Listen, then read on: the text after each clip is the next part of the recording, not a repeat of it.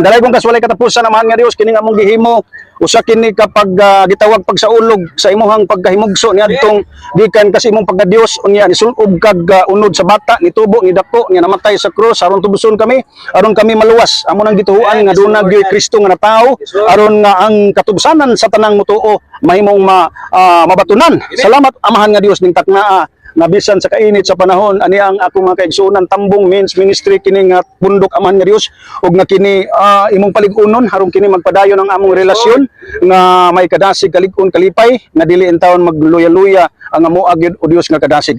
Nining taknaa magdasig man kami karon magbasa kami karon sa imong mensahe nga pagkakutloon gikan sa balaan nga kasulatan kay mao man kini among kinabuhi ang pagsunod pagbantay gyud sa imong mga pulong tungod kay kung kami nahigugma kanimo among bantayan ang imong mga pulong sumala pa sa imong pulong nga naasa na isulat sa Biblia. Sa ngalan ni Jesucristo nga Nazaret no mga kaigsunan, proteksyonin sila nga magpaingon nganhi nga wala gyud disgrasya, wala aksidente, wala cellphone nga mga wagtang. Salamat Ginoong Dios nga ang kalipay mamauli kami nga malipayon, nga walay kasubo in the name of Jesus. Amen. Okay. Ato ni basahon ang pulong sa Dios, Pastor Alfredo Ibanez. Asa na ang imuhang atong chairman? Wala pa gid mabot. Diri sa Marcos 6:31 alang sa atong kasayuran. Akong basahon dinhi English man ire Marcos 6:31 and he said unto them, come ye yourselves apart into a desert place and rest a while, for there were many coming and going and they had no leisure so much as to eat. So mismo ang atong Ginoong Jesucristo atong binisayon matud pa sa atong Ginoong Jesucristo ngadto sa iyang mga disipulo. Sige, ari mo panglapang pangato sa mong lugar nga awaaw, no? Adto mo sa deserto, adto mo pumahulay usa mo. Ayaw sa mong pumahulay mo kay halos dili namang gud mo kakaon. Kay ang mga tao gud sa ministerios Ginoo mag-abot, mo gawas, mo pauli, dunay mo abot, mo pauli. So wala nay panahon ang mga apostoles, wala nay panahon ang mga disciples bisan ganis pagkaon. Mao hinungdan nga ni agda gid ang atong Ginoong Jesucristo nag-encourage ang atong Ginoong Jesucristo nga pangadto mo awaaw, pumahuway mo dito. No, kaya ron nga baka diskanso ba, no? So kini karon atong gihimo, ato ning gi-apply karon kay kita gud kanunay na lang kitang busy kundi man kita sa trabaho. Dudong Carlo, sa kanunay tang busy sa trabaho, nya dayon sa adlong Domingo, simba, daig tas Ginoo. Wala na tay panahon aning mga nginining jamming-jamming, no? Wala na tay panahon aning gitawag nga sama ni atong gihimo karon nga magparty-party ta nya, murag klase man ning lingaw-lingaw gihapon. Pero dili na tutugutan nga atong paglingaw-lingaw kor nga murag kanang kalibutanon lang gihapon. So aduna gyud marka basta Kristohano na maglingaw-lingaw kanang naagyud siya marka nga lahi ta, no? Ikumpara sa mga tao nga maglingaw-lingaw nga wa gyud dili kalakip, no? Dili involve ang pulong sa Ginoo o dili involve ang Ginoo, no? Unya karon na disturbo ta kay niabot naman ni atong chairman pagpaki sa ning atong pagpaki ato atong Dios. Kalayo ng Dios walay katapusan, dira. Dire.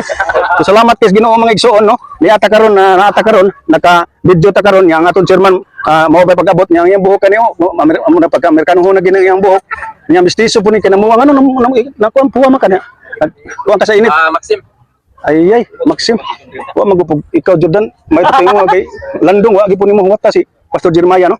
So mao no padayon ta, no? Kay mga una magita humanan eh padayon ta ato ibutang sa tuang umutang nato sa kasing-kasing nga kini atong gihimo mura ra tanig ni pahuway sa atong trabaho ni pahuway sa ta sa atong kalihukan diha sa bulatos Ginoo og niata karon diri nagpundok-pundok kaon-kaon niya sadya lipay-lipay istorya tag kuan, no? Tinuod ayaw na nambot-bot ha istorya tag tinuod mo ni nga ato lang ni gini siyang ato lang gipuning gi-base gyud sa Biblia ang atong dipanghimo wa tay gihimo nga medyo muratag anod na ta, no? Sa kalibutanon nga kuan, no? Pag-celebrate apan kini nga atong selebrasyon although nito umanta Paskos pagkatao sa Ginoo Brother Nelson mo hinungdan nga ay ilakip ginato ning mudaig ta mosimba niya kay lain na paminaw nang nagparty-party kuno hayon niya wa gani ka ilas Ginoo kung saon sila pagdaig pag-awit pagsimba ang Ginoo nya saon abli ang pulong sa Ginoo, no?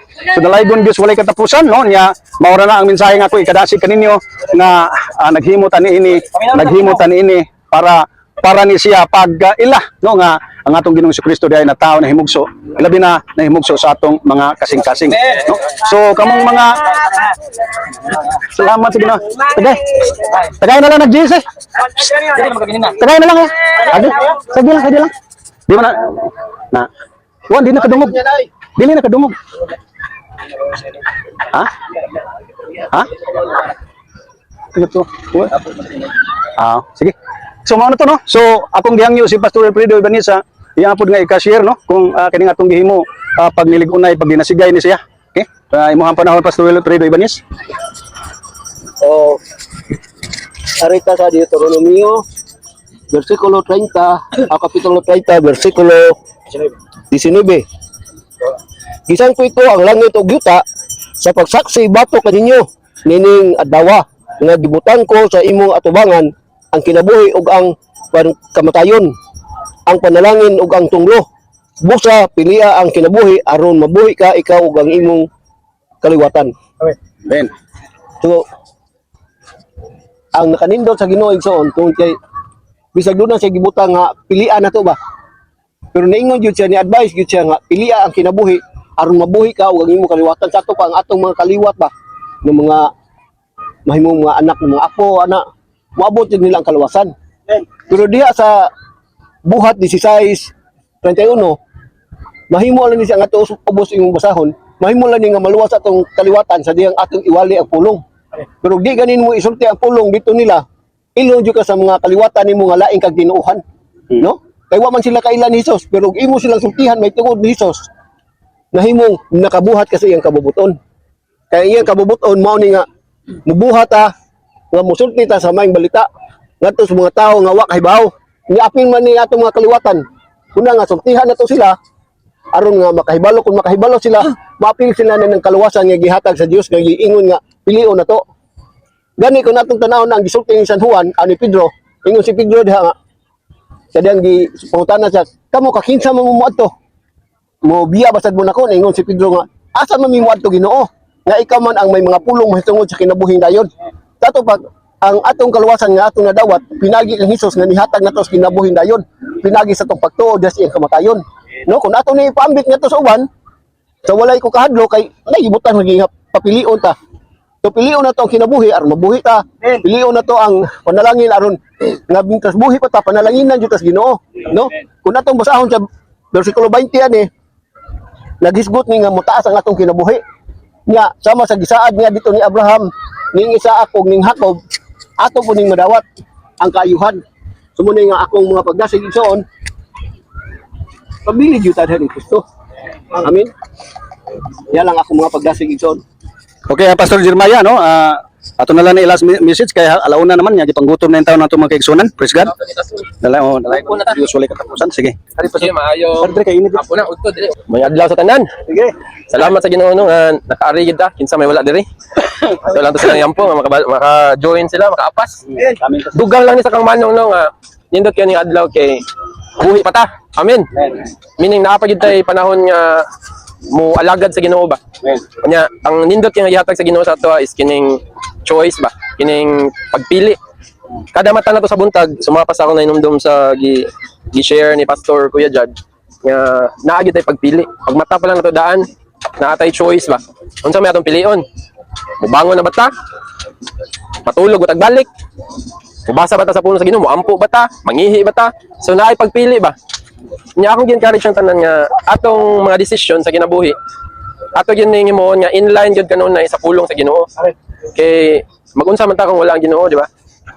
Nya ang pinakamaayo ani, suma sa addition lang sa kamano nga pilion gyud nato ang pinakamaayo. Meaning inline gyud sa pulong sa Ginoo ba. Atong hunahon ba nga ang atong kinabuhi, mura po ni siya battle ba. Kay mga sundalo mo ta ni Kristo, di ba? Amen. Di-present pag ganitag mga sundalo ta ni Kristo, hanta pa kita, di ba? Marching, katong marching nato. Nindot kayo nga ang atong pilion sa atong kinabuhi.